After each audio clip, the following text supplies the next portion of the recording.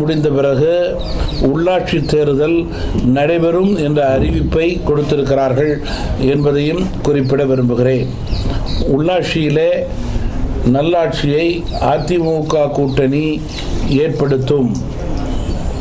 தொடர்ந்து உள்ளாட்சிக்கு உண்டான பணிகளை அரசு அத்துறையின் மூலம் செய்து கொண்டிருக்கிறது என்பதையும் நான் குறிப்பிட விரும்புகிறேன்.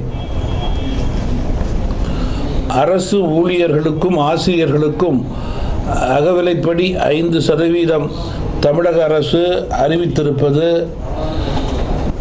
அரசு ஊழியர்கள் ஆசிரியர்கள் மீது அக்கறை கொண்ட அரசாக தமிழக அரசு செயல்படுகிறது என்பதை எடுத்து காட்டுகிறது. வடகிழக்கு பருவமழை தீவிரமடையும் என்ற அறிவிப்பு வெளிவந்திருக்கிறது. அதற்குண்டான முன்னெச்சரிக்கை நடவடிக்கைகளை உடனடியாக அரசு எடுக்க வேண்டும் என்று தமாக கேட்டுக்கொள்கிறது.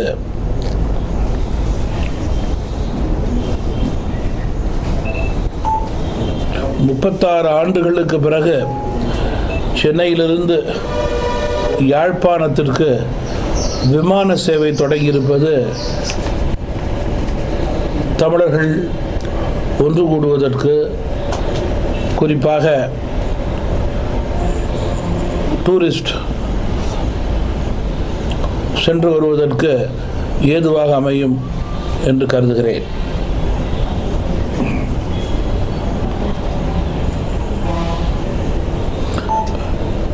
நீட் தேர்வு ஆள்வாராட்டம் குறித்து தொடர்ந்து சர்ச்சைகள், செய்திகள் வந்து கொண்டிருக்கிறது.